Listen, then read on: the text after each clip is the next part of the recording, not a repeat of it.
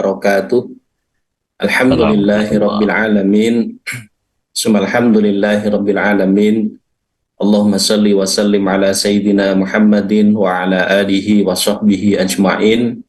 Subhanaka la ilma lana illa ma 'allamtana innaka antal alimul hakim.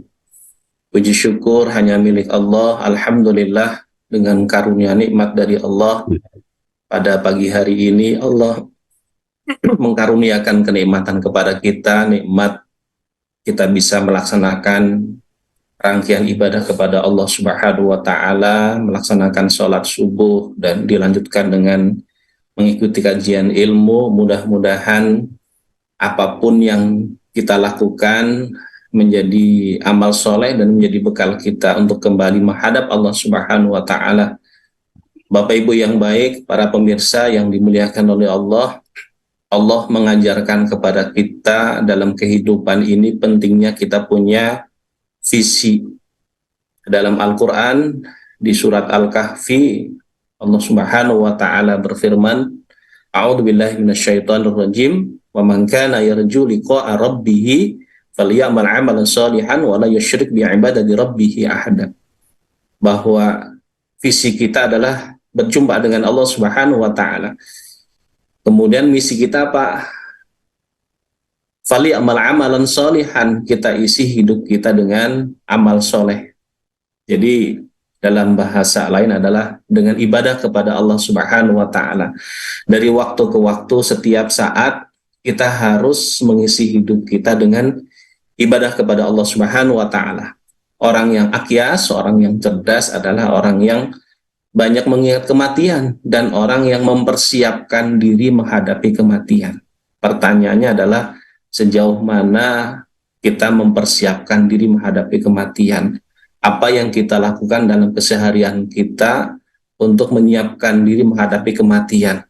Ibaratnya kita mau berangkat umroh misalkan saja, pasti setiap saat kita mempelajari bagaimana caranya melaksanakan ibadah umroh yang benar, kemudian bekal apa yang harus saya bawa untuk berangkat umroh. Kalaulah suatu saat misalkan kita mau berangkat umroh, sudah kita checklist barang-barang yang akan kita bawa, malam hari kita cek lagi sejauh mana bekal yang akan kita bawa ke tanah suci, ternyata pada malam hari kita temukan ada satu barang yang belum ada, ya, yang harus kita bawa untuk berangkat umroh.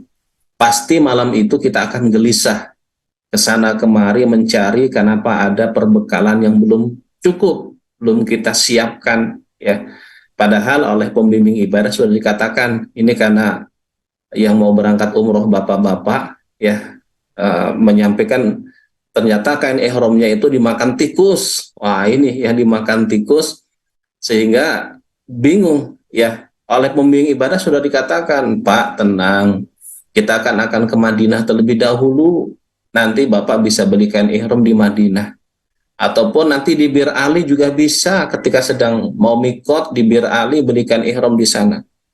Walaupun sudah mendapatkan penjelasan seperti ini, saya yakin Bapak ini semalam tidak bisa tidur dengan nyenyak, karena Pak masih memikirkan kain ihram yang belum dipersiapkan ataupun kain ihramnya itu dimakan sama tikus, ya. Nah, pertanyaannya adalah apakah kita sudah menyiapkan bekal untuk kembali menghadap Allah Subhanahu wa taala sebagaimana tadi ketika satu bekal belum cukup, kain ihramnya belum siap, kita menjadi orang yang gelisah. Apakah kita sudah menjadi orang yang gelisah kalau ibadah kita belum bagus, sholat kita belum khusyuk, sedekah kita belum banyak, dan lain sebagainya? Saya kira ini menjadi bahan tafakur untuk kita semuanya. Salah satu bekal yang harus kita persiapkan adalah bekal amalan-amalan semeninggal kita. Baginda Rasulullah menyampaikan dalam sebuah hadis, idza mata ibnu Adam in qata'anhu amalu illa min salasin shadaqatin jariyatin aw ilmin yuntafa'u bi aw waladin sholihin yad'ulah. Ketika anak Adam, ketika kita meninggal dunia, maka seluruh amalnya terputus kecuali 3 perkara. Yang pertama adalah shadaqatin jariyatin, sedekah jariyah. Para muhaddisin, para ulama sepakat bahwa kalimat shadaqatin jariyatin adalah wakaf. Yang kedua, aw ilmi yuntafa'u bi, sejauh mana kita terus berusaha mencari ilmu dan berusaha untuk mengamalkan ilmu dan juga mendakwakan ilmu yang Allah titipkan kepada kita. Yang ketiga adalah awwala dan sholihin yad'ulah, anak yang soleh yang senantiasa mendoakan kita semuanya.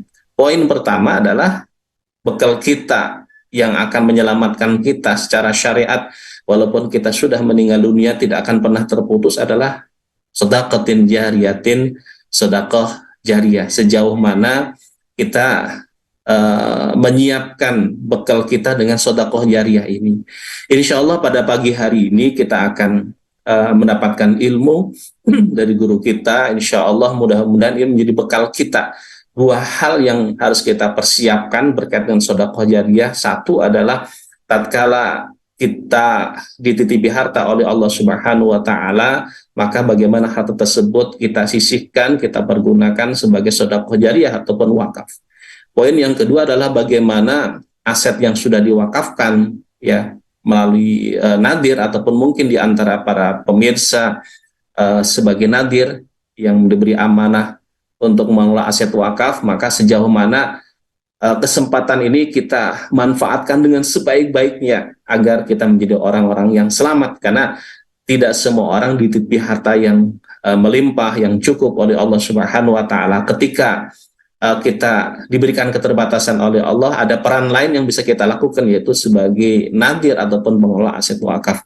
Insya Allah pada pagi hari ini mudah-mudahan kita akan mendapatkan pencerahan dari guru kita Ustaz Nur Bukhari yang mudah-mudahan akan menyampaikan ilmu kepada kita semuanya terkait dengan dua hal ini ya, terutama sekali bagaimana potensi wakaf yang ada di negara kita ataupun aset-aset wakaf yang bisa jadi belum kita optimalkan sehingga nilai manfaatnya belum banyak dirasakan oleh saudara-saudara kita yang memang ya dengan aset wakaf tersebut banyak orang yang mendapatkan manfaat insya Allah.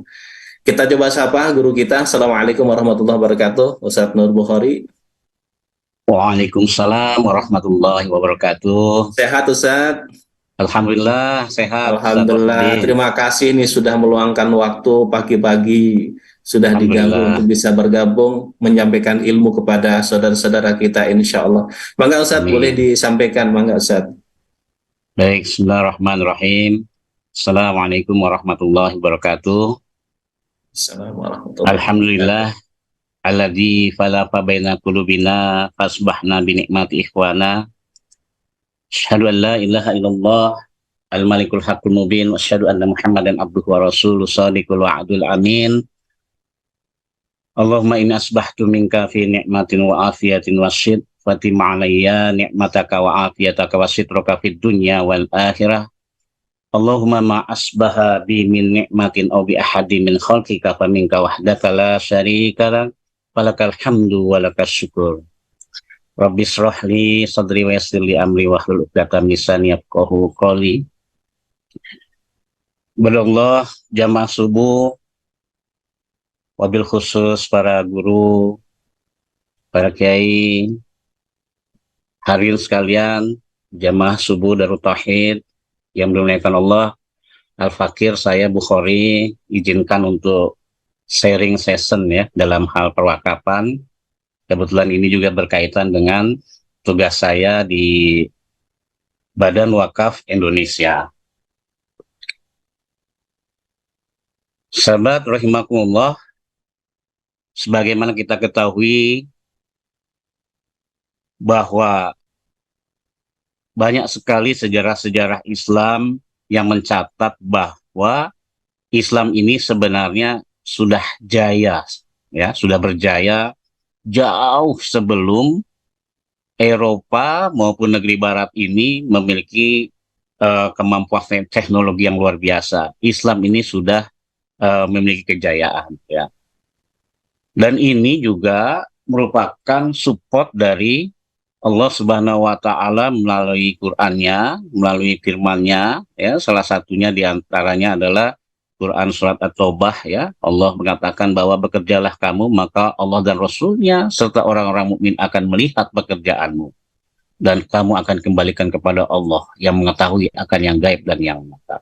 Lalu diberitakannya kepada kamu apa yang telah kamu kerjakan.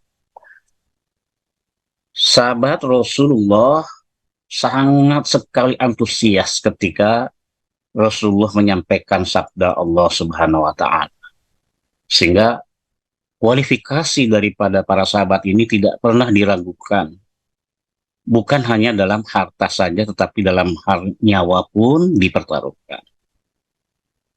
Ada yang menarik ya dari seorang ekonom yang bernama Joseph Schumpeter, yang dia menulis dalam sebuah buku yang dikeluarkan oleh Oxford University, bahwa Joseph Schumpeter ini mengakui bahwa dulu pernah terjadi gap ya pemikiran ekonomi 500 tahun yang lalu yang dikenal dengan sebutan Dark Ages ya, di mana masa kegelapan barat ini berbanding kebalik dengan kegemilangan bangsa timur yang ditengarai pada waktu itu. Yang paling terkenal ini adalah masa Umar bin Abdul Aziz ya. Dan terkadang kita ini dininakbobokan oleh barat seolah-olah Islam ini hanya memiliki ibadah mahdoh saja ya, sehingga tidak memiliki kekuatan muamalah. Padahal secara kasat mata kita bisa lihat ya, Oxford University begitu hebat, begitu besar, dan itu disupport oleh wakaf uang. Mereka menyebutnya adalah endowment fund. Harvard University, mereka juga besar dengan endowment fund. Bahkan kalau kita lihat ya, bagaimana Al-Azhar di Mesir ini, seluruh negara mengakui bahwa kekayaan terbesar di Mesir itu sebenarnya ada pada wakaf Al-Azhar. Jadi kalau tidak ada Al-Azhar, Mesir ini tentunya kolab negaranya ya. Jadi betapa hebatnya para sahabat ini mengembangkan SDM-nya ini di dalam mengelola apa yang sudah diamanahkan oleh Allah ya. Walladzi khalaqalakum ma fil ardi jami'ah, katanya. Dia telah menjadikan untuk kamu apa-apa yang ada di bumi semuanya. Pada masa Imam Jufar, ya, pada abad ke-8 Masehi, dia menyatakan bahwa wakaf ya, dapat diinvestasikan dengan konsep kerjasama ya, dengan konsep mudharabah supaya hasilnya bisa dirasakan. Hanya sejalan dengan perkembangan, akhirnya pembiayaan komersil yang biasa dulu dilakukan oleh dalam Baitul Mal itu oleh wakaf ini ternyata tergantikan ya, tergantikan sampai sekarang banyak berdirinya bank-bank. Jadi sebelum bank berdiri itu, sejarah bank berdiri itu sebenarnya wakaf ini sudah menjadi satu instrumen pembiayaan bagi usaha-usaha yang sifatnya komersial ya. Kita ambil contoh satu kasus yang menarik, seorang ulama Aceh, Habib Burgaf ya. Dia mewakafkan di Kusaisiyah tahun 1800. Sampai sekarang perkembangannya luar biasa, tidak kurang dari 5 hotel yang berkembang.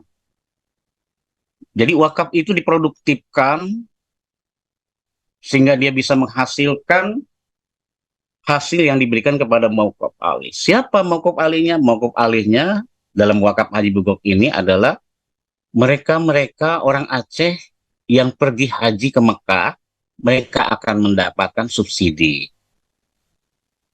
Nah, menariknya di sini adalah mauquf alih ini berbeda dengan mustahik. Kalau dalam zakat kita hanya mengenal 8 asnaf, tetapi kalau dalam wakaf ini tidak dibatasi. Bahkan keluarga pun bisa mendapatkan. Ini yang dikenal dengan wakaf ahli. Ya. Ataupun bisa percampuran antara umum dengan keluarga. Ini yang disebut dengan wakaf mustarak. Ya. Jadi kalau kita lihat bagaimana pernyataan Rasul ketika Umar bin Khattab mengabarkan tentang wakaf di Khaybar, ya. Apa yang katakan Rasulullah, tahanlah pokoknya ya Umar, bagikan hasilnya, berikan kepada kerabat-kerabatmu, fuqara, masakin, ya. Sehingga penyaluran wakaf ini tidak dibatasi oleh 8 asnaf sebagaimana yang ada pada zakat. Kemudian kita lihat bagaimana penelitian yang dilakukan oleh World Giving Index. Mereka menempatkan bahwa Indonesia adalah satu-satunya negara nomor 1 di mana masyarakatnya itu gemar berdonasi. Kita bisa lihat setiap bencana-bencana yang terjadi di Indonesia, maka selalu yang terdepan itu adalah masyarakat. Tsunami Aceh, Sulawesi, Gunung Kidul. Kita bisa lihat mereka yang bergerak ini selalu masyarakat yang paling terdepan.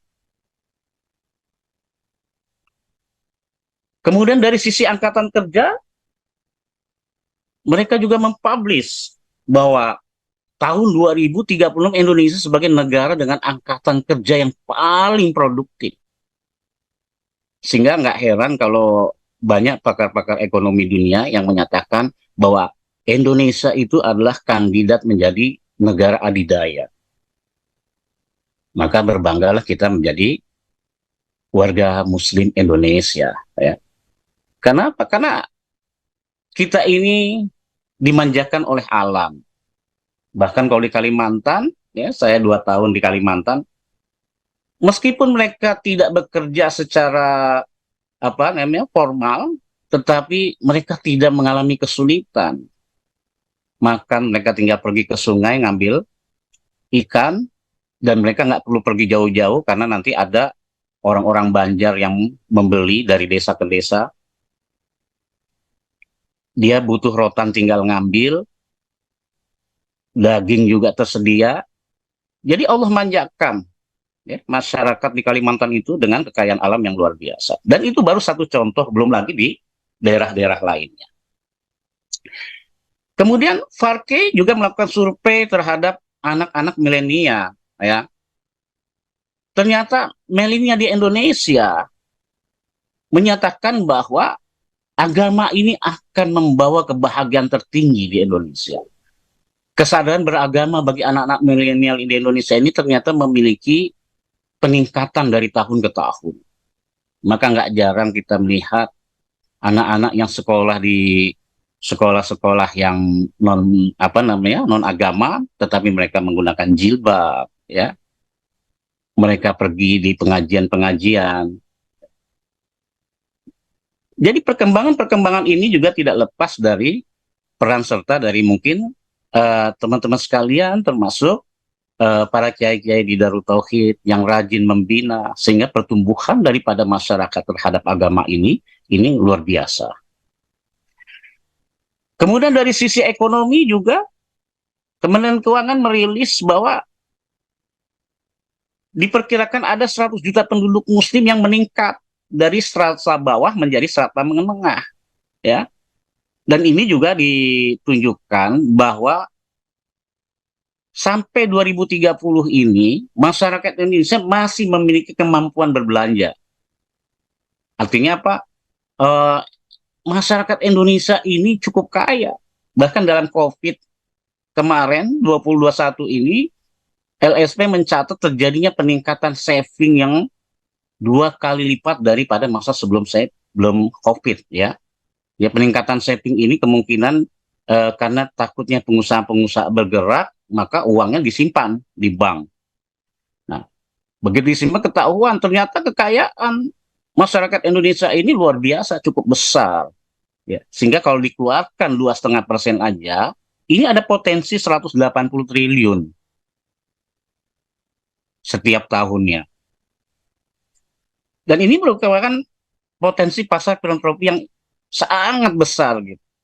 Apalagi dengan kemajuan teknologi sekarang, ya, dengan adanya artificial intelligence, maka lembaga-lembaga filantropi Islam ini nggak pusing lagi dalam memasarkan filantropinya ini untuk area lingkungan, ya. Jadi untuk berwakaf ini semudah jentikan jari.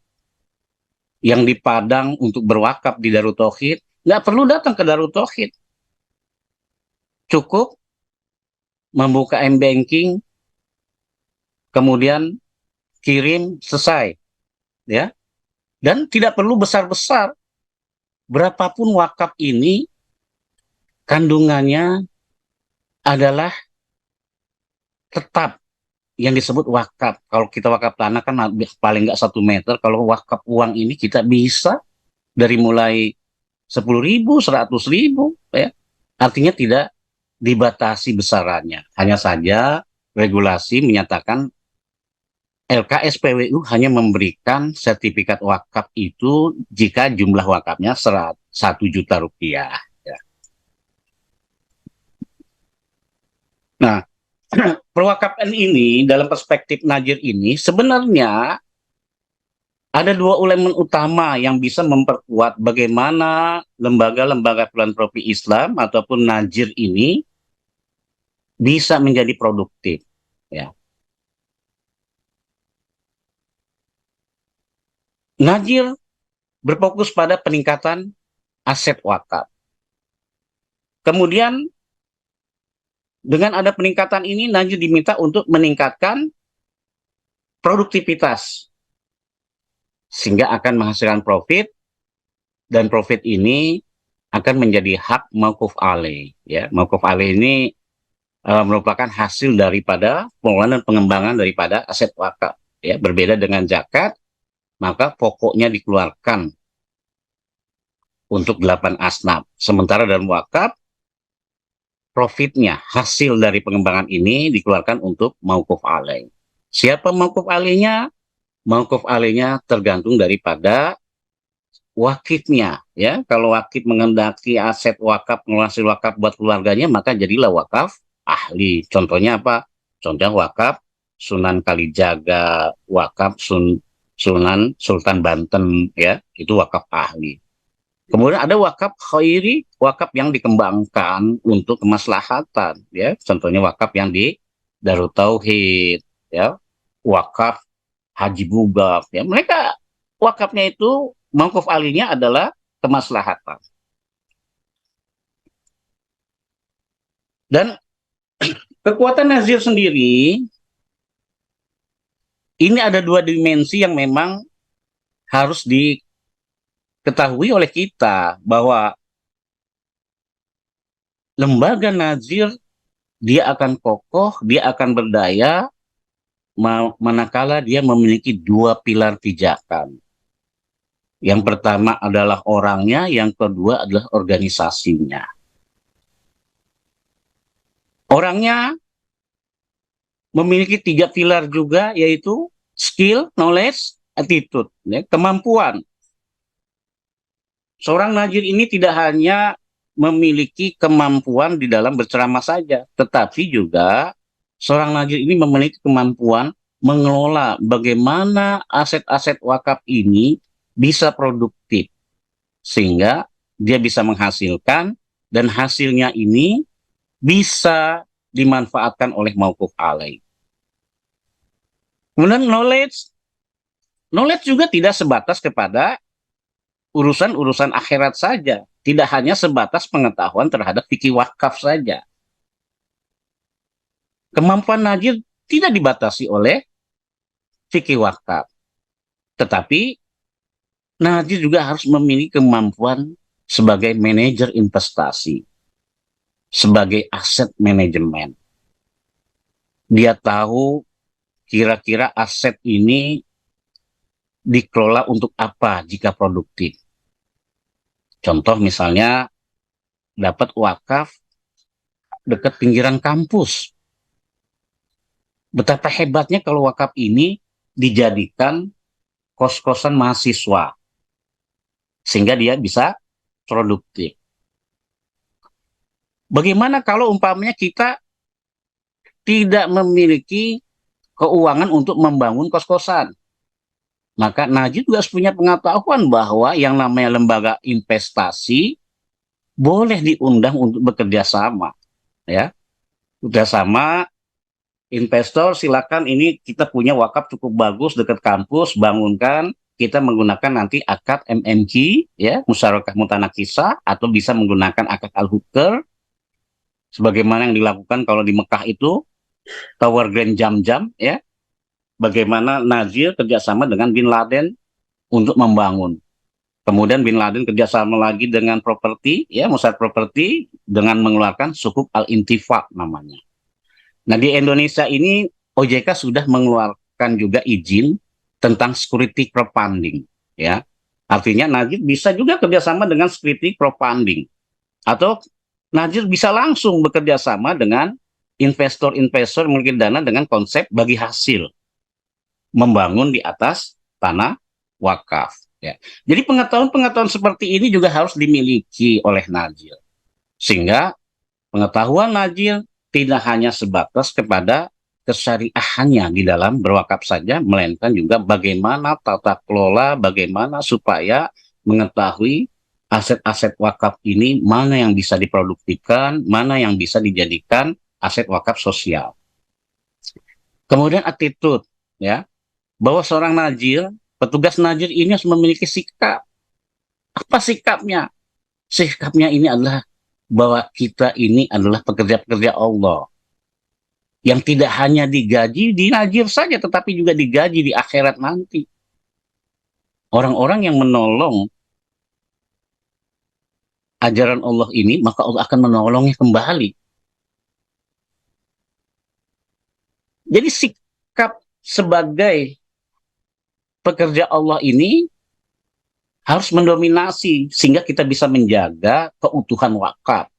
Bahwa wakaf itu bukan dimiliki, tetapi wakaf itu dijaga, dikelola, dikembangkan.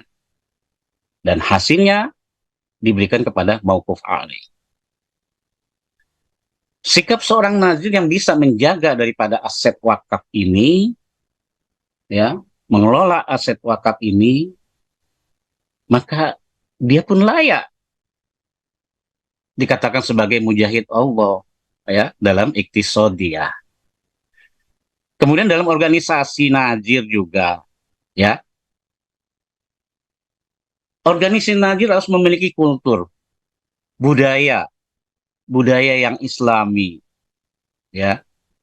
Bagaimana budaya itu melekat, bahwa amanah-amanah Allah yang dikelola ini, ya, harus dibuat sebuah bi'ah, sebuah lingkungan, ya, yang benar-benar sehingga wakif ketika berhubungan dengan nazir, dia akan meningkatkan lebih kuat lagi, menjadikan nazir ini sebagai tempat satu-satunya untuk berwakaf. Jadi budaya ini juga bisa, ya. Ini biasanya kalau di bank-bank syariah itu budayanya senyum, sapa, salam, gitu, ya. Kita buat kebiasaan-kebiasaan di dalam lingkungan lembaga nazir ini adalah saling memiliki, saling bergandengan tangan, ya, antara karyawan, antara petugas, ya, masing-masing menghargai job desk masing-masing. Kemudian yang kedua adalah leadership, kepemimpinan, bahwa lembaga nazir ini memang harus profesional, sehingga harus dibuat tuh model-model SOP-nya, tata cara. Begitu juga petugas najirnya ini bukan hanya sebatas karena dia pegawai Allah kemudian tidak digaji, tidak juga, gak gitu, ya. Karena undang-undang membolehkan hasilnya itu 10% buat nazir, ya. Bayangkan kalau umpamanya ada 100 miliar, 10%-nya kan 10 miliar. Kalau petugas najirnya ada 5 orang atau 10 orang, maka layak juga petugas najirnya itu bergaji 100 juta atau 50 juta minimal sebulan, nggak ada masalah, gitu, ya. Kenapa? Karena diambil dari haknya, dari hak nazir yang 10% itu. Nah, kepemimpinan di dalam organisasi nazir ini sangat mutlak. Artinya, kita juga menyadari batasan-batasan daripada manusia. Semakin tua, maka semakin berkurang ilmu kita, tenaga kita. maka Najir pun harus menyiapkan regenerasi, ya, regenerasi yang untuk menggantikan. Ya, kita sudah terbiasa di dalam sejarah-sejarah Islam bagaimana Rasulullah mengangkat, ya, Zaid, ya, yang anak muda menjadi panglima. Bagaimana Umar bin Khattab mengganti panglima perangnya, gitu ya, yang terkenal dengan kehebatannya. Dan ini sudah terbiasa di dalam organisasi Islam, gitu. Sehingga reorganisasi ini perlu disiapkan di dalam kepemimpinan Najir. Kemudian yang ketiganya adalah kolaborasi, bahwa kemajuan teknologi, kemajuan daripada entitas Najir ini bukan terletak pada dirinya sendiri, tetapi sejauh mana dia melakukan kolaborasi, ya. Artinya di dalam muamalah ini kita tidak bermusabakoh lagi, tapi kita bermuawanah, ya, bergandengan tangan. Najir bergandengan tangan dengan investor, Najir bergandengan tangan dengan para najir-najir lagi untuk membuat satu peradaban wakaf, ya. Jadi kebersamaan, kolaborasi, ya, satu sama lain, ini juga merupakan salah satu kunci sukses bagaimana Najir ini akan berkembang dengan pesat. Nah, di dalam pengelolaan ini memang ada resiko, ya, resiko yang memang pasti terjadi, ya, apakah likuiditas, reputasi, ya, maka ada kata kuncinya di sini, ya. Apa kata kuncinya? Kompetensi, ya. Dan ini kompetensi ini juga kita bisa merujuk pada Quran surat Al-Anfal surat 60. Dan siapkanlah, ya.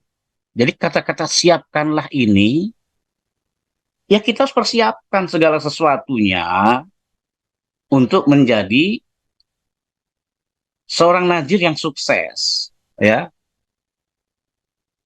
Siapkanlah untuk menghadapi mereka kekuatan apa saja yang kamu sanggupi, ya, dari kuda-kuda yang ditambah, ya.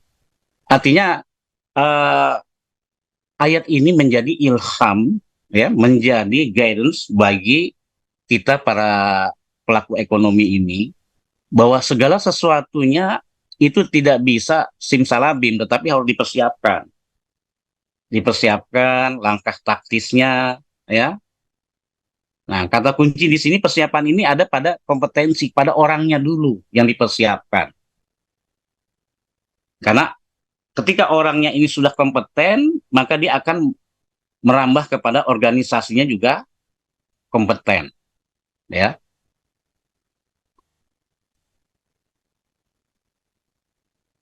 Nah, apa sih kompetensi najir? Kenapa najir itu harus kompeten? Jadi kompetensi najir itu sebenarnya adalah kombinasi, ya, ataupun gabungan antara keterampilan, ya, skill sebagai atribut personal, kemudian pengetahuan, kemudian ruhyah, ya, dan ini akan tercermin kepada perilaku kinerja, ya. Jadi perilaku kinerja ini akan terlihat dari tahun ke tahun, pertumbuhan wakafnya meningkat, pertumbuhan penghasilan wakafnya meningkat,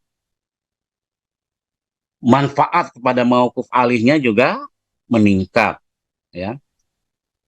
Jadi ketika peningkatan itu terjadi, ini menunjukkan bahwa najir-najir tersebut ini benar-benar kompeten, ya.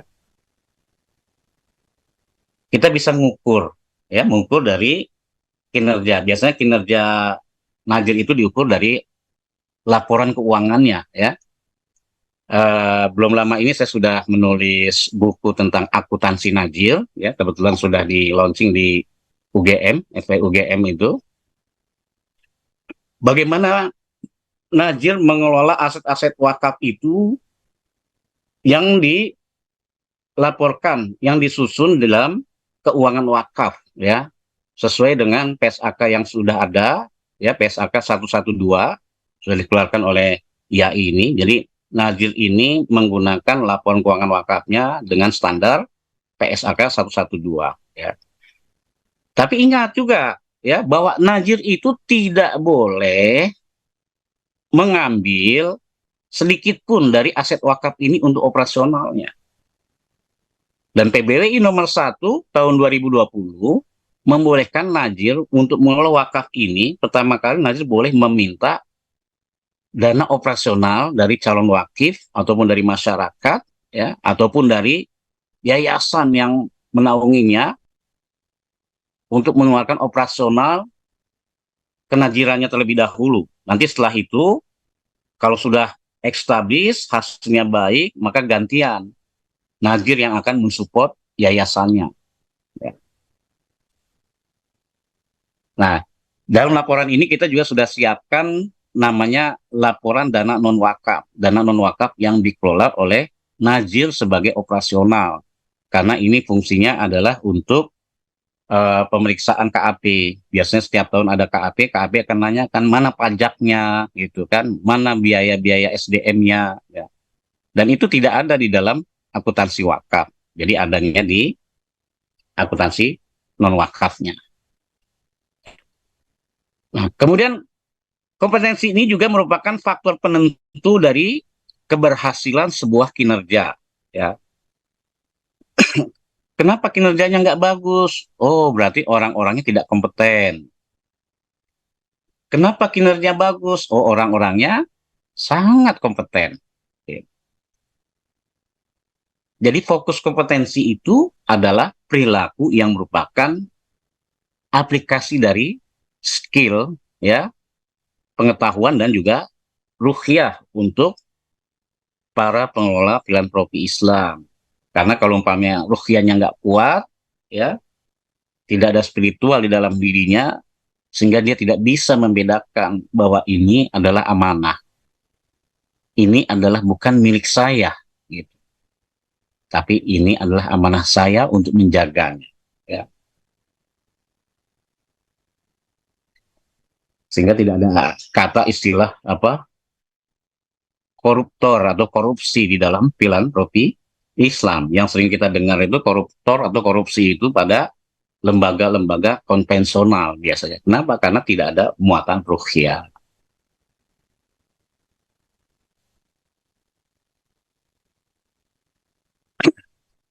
Job description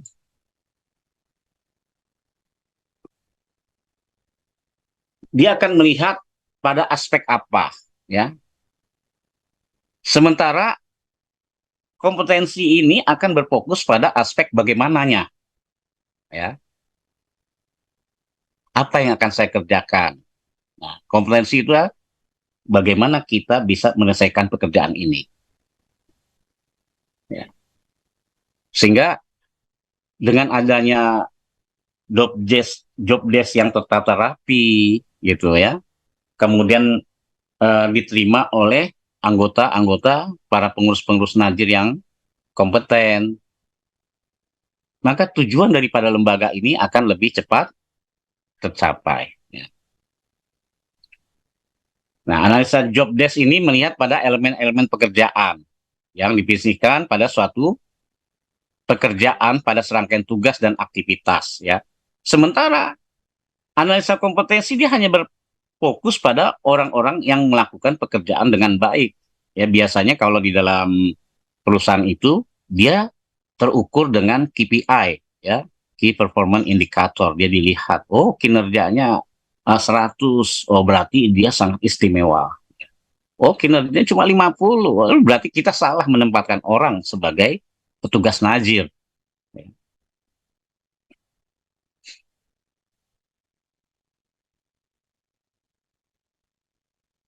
Ada dua tipe kompetensi yang dikembangkan oleh Badan Wakaf Indonesia. Yang pertama adalah skema perencanaan. Ini biasanya untuk para manajer-manajer atau pemegang keputusan di dalam lembaga-lembaga najir, ya. Yang kedua adalah skema pelaksana. Dia lebih bicara kepada teknis, bagaimana menghimpun dana wakaf, bagaimana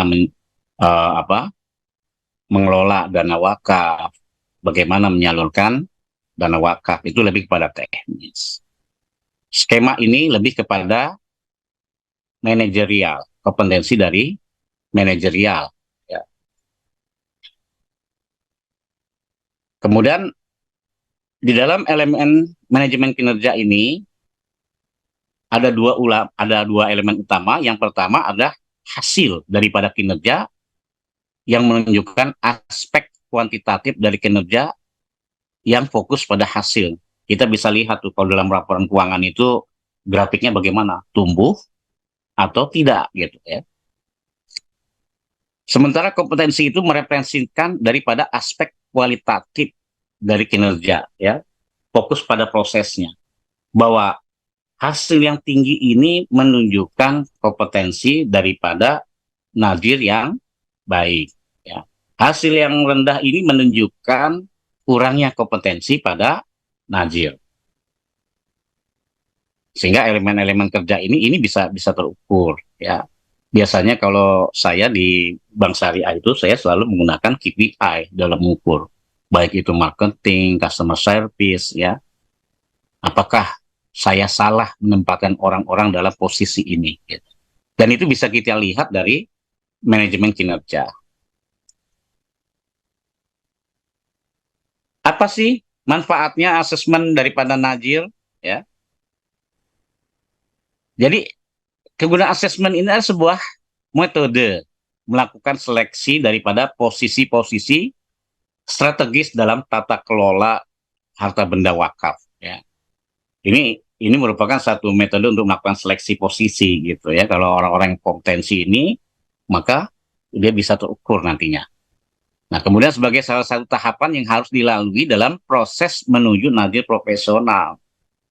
Jadi najir ini bukan cuma sebatas kita pekerja Allah yang memang seolah tidak bergaji, tidak gitu. Tapi najir ini menjadi satu bentuk entitas profesional.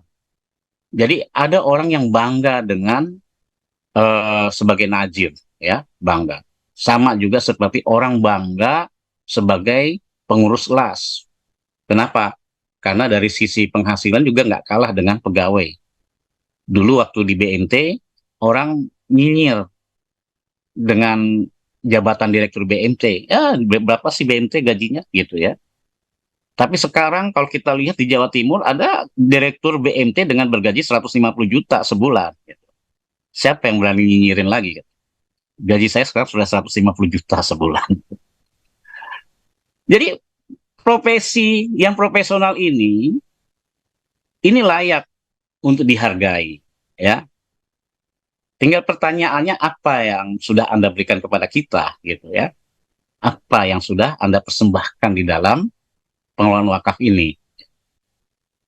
Jadi kalau wakafnya semakin membesar, maka Anda layak mendapat bintang. Tapi kalau wakafnya nggak berjalan, ya statis, ya ada masalah dalam kinerja. Iya. Subhanallah.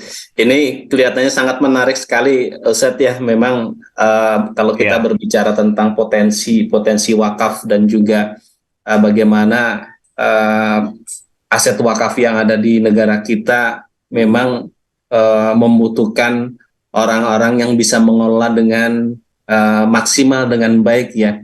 Kalau kita melihat tentang apa sih yang menjadi kewajiban nadir ya, ini sekedar mengingatkan kembali, barangkali pada pagi hari ini juga menyimak teman-teman sahabat-sahabat yang juga diberi amanah sebagai nadir. Yang pertama yang harus dicatat oleh kita adalah bahwa tugas nadir melakukan pengadministrasian terhadap harta benda wakaf. Ini memang harus kita lakukan.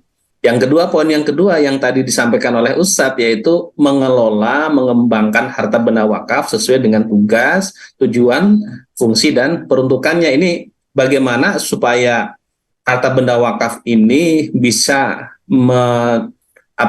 banyak orang yang mendapatkan manfaat ataupun mauquf alinya semakin banyak. Jadi semakin mauquf alinya semakin banyak orang yang mendapatkan manfaat, itu berarti tugas nadir dilaksanakan dengan sebaik-baiknya. Yang poin yang ketiga adalah mengawasi dan melindungi harta benda wakaf. Bagaimana agar harta benda wakaf tersebut itu terus dijaga dengan sebaik-baiknya. Dan poin yang tugas yang keempat adalah melaporkan pelaksanaan tugas kepada Kementerian Agama dan Badan Wakaf Indonesia. Ini yang memang juga harus kita lakukan. Jadi potensi wakaf di negara kita sangat sangat luar biasa, Ustaz ya. Jadi kalau kita berbicara tentang bagaimana kontribusi semua pihak, kenapa? Kan tidak semua orang menjadi nadir ya, tapi paling tidak kita bisa menjadi wakifnya. Dan wakifnya tadi, kalau berbicara tentang wakif, dulu kan orang kalau berbicara wakif kan ide itu dengan 3M set ya. Madrasah, masjid, kemudian makam, dan lain sebagainya. Jadi sekarang ternyata tidak hanya 3M tersebut, tapi kita diberikan kemudahan-kemudahan untuk menjadi bagian wakif. Tadi yang disampaikan oleh Ustadz, kalau kemudian potensi ini digali dengan baik, ya, orang-orang mensupport untuk berwakaf, ya, maka potensinya bisa mencapai 180 triliun. Dengan 180 triliun tersebut tentu saja kalau dikelola oleh nadir yang profesional, maka banyak orang akan mendapatkan manfaat dari aset wakaf tersebut.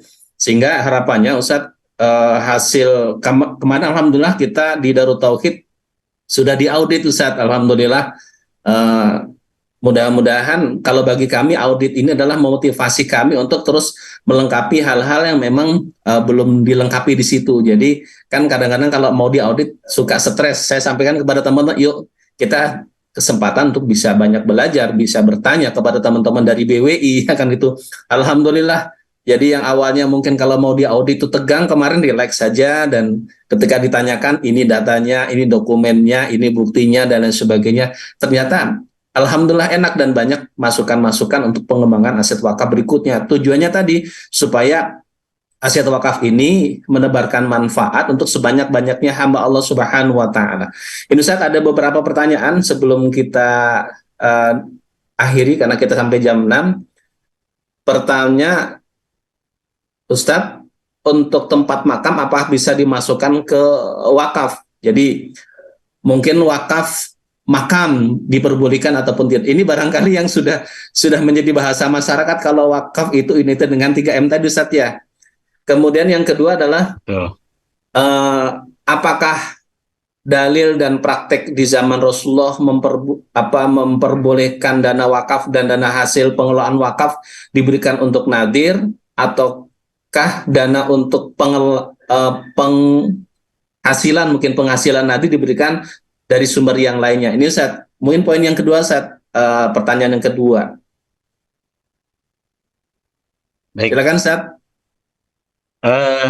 Jemaah rahimakumullah. Jadi makam itu juga wakaf ya, biasanya mereka wakaf. Ini yang disebut dengan wakaf sosial. Kriteria wakaf ini bisa dijadikan sebagai wakaf sosial, bisa dijadikan wakaf produktif. Dan mayoritas di Indonesia berpandangan wakaf itu ya sosial, gitu. Sehingga saking banyaknya orang menginginkan wakaf ini dijadikan makam, dijadikan masjid, dijadikan pesantren, akhirnya banyak aset-aset wakaf yang terbengkalai. Kenapa terbengkalai?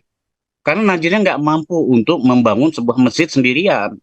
Ya. Dia harus share dengan yang lain. Tapi saking banyaknya aset-aset wakaf yang pengen dijadikan masjid, padahal lokasinya sangat premium gitu ya. Saya pernah menyarankan satu wakif, Bapak Ibu sebaiknya jangan dijadikan masjid. Kenapa? Karena di depan, belakang, kanan, kiri sudah ada masjid. Lebih baik ini dijadikan produktif, rumah makan atau guest house, di mana nanti hasilnya bisa kita berikan kepada masjid di sekeliling kita. Sehingga sama saja pahalanya juga kita membangun masjid juga gitu ya. Bahkan secara istimroriyah ini akan mengalir terus. Kenapa? Karena yang namanya wakaf produktif itu kan nggak habis dia. Ya, bayangkan kalau umpamanya dijadikan kos-kosan mahasiswa, ya, selagi perguruan tinggi itu masih ada, ITB masih ada, Unpad masih ada, maka mahasiswanya ini nggak mungkin tidak kos di situ. Ya, artinya Pak, ini akan mengalir terus. Bayangkan kalau hasil diberikan buat masjid-masjid, maka masjid-masjid di sekelilingnya ini akan makmur juga, ya, tanpa harus menyediakan kencelengan di pinggir-pinggir jalan, gitu, ya. Dan termasuk untuk beasiswa, Ustaz ya. Termasuk beasiswa, dan beasiswa juga tidak hanya kepada santrinya saja, juga kepada gurunya. gitu ya. Iya, betul. Gurunya juga harus ditingkatkan supaya punya kualitas dari beasiswa dari wakaf itu, sehingga Iya, dia memiliki potensi ilmu yang lebih ya, yang bisa didelegasikan kepada mahasiswa ya, ditransfer ilmu gitu. Nah, iya. kemudian yang Subhanallah. yang kedua ya, apa sih dalil ini? Kita bisa lihat dari Umar bin Khattab. Ya Umar, insik habasta gitu kan. Kalau engkau mau, tahan pokoknya. Fasodak, bagikan hasilnya kepada fukoro, masakin gitu. Jadi yang dibagikan dalam wakaf ini adalah hasilnya. Beda dengan zakat, nerima langsung disalurkan.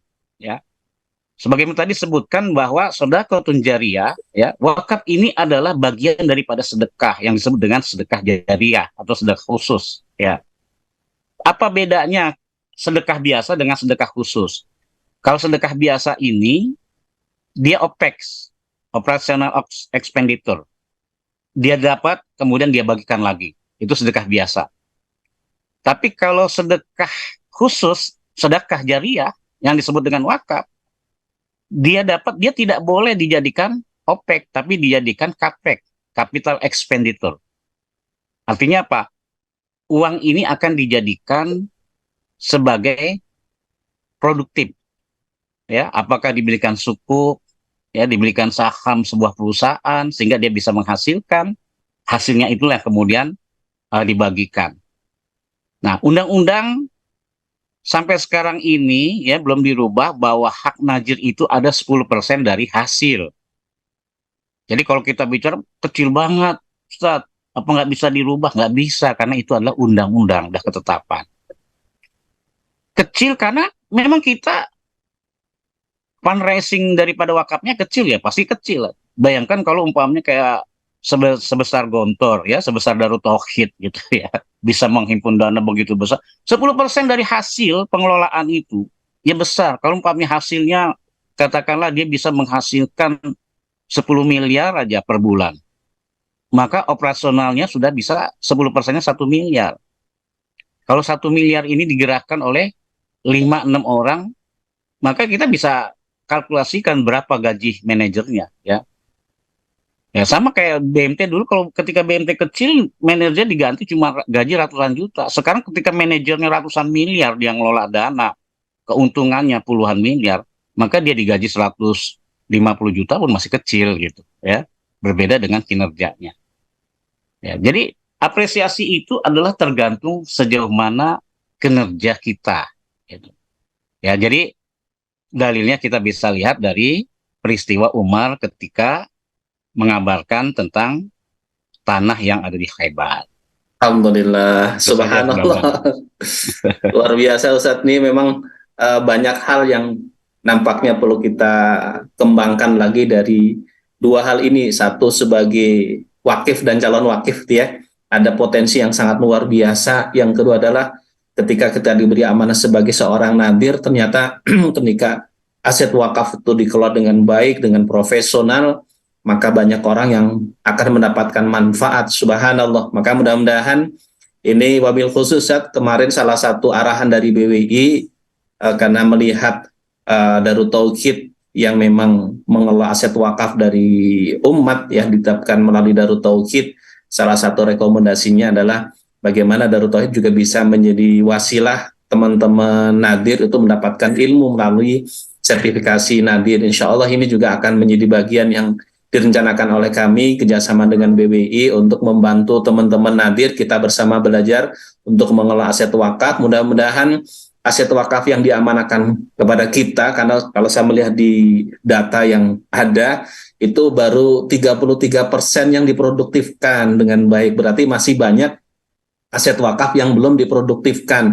Nah ini sebuah tantangan dan kesempatan bagi para nadir untuk terus belajar dan terus belajar bagaimana aset wakaf itu bisa menebarkan manfaat untuk sebanyak-banyaknya hamba Allah Subhanahu wa taala. Terima kasih Ustadz atas ilmu yang disampaikan pada pagi hari ini. Mudah-mudahan Allah melimpahkan keberkahan ilmu Ustadz, Allah berikan kesehatan lahir maupun batin kepada Ustadz sehingga terus bisa menebarkan manfaat untuk sebanyak-banyaknya hamba Allah Subhanahu wa taala.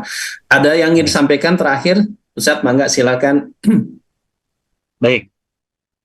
Hadirin rahimakumullah, bahwa Allah telah memberikan segalanya kepada kita.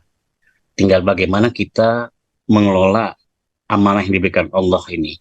Dan Allah juga berikan bekal, bukan hanya wasilah, tetapi juga Allah berikan juga tuntunan, ya. Faman tabi'a hudaya fala khaufun 'alaihim wa lahum yahzanun. Barang siapa yang mengikuti petunjukku, kata Allah, Quran dan Sunnah, maka tidaklah mereka susah, ya. Maka mereka akan selalu mendapat keselamatan di jalan Allah. Dan mudah-mudahan kita dijadikan orang-orang yang selalu memiliki kemampuan di dalam menjaga amanah-amanah ini.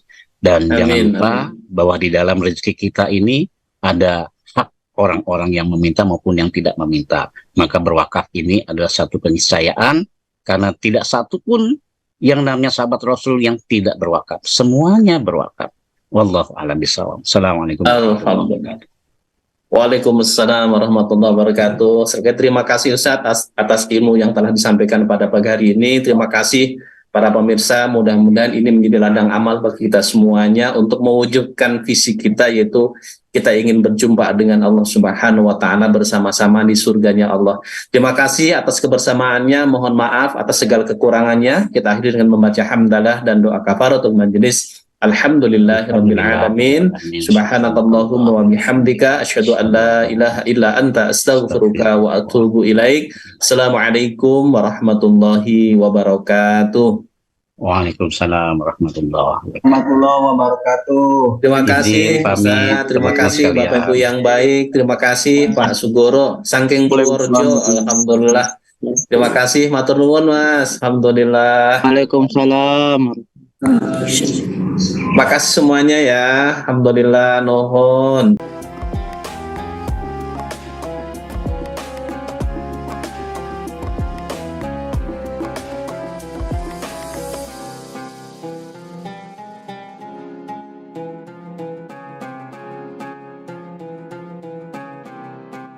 Jangan lupa, saya bilang sekalian, terus berlangganan di Darut Tauhid Official.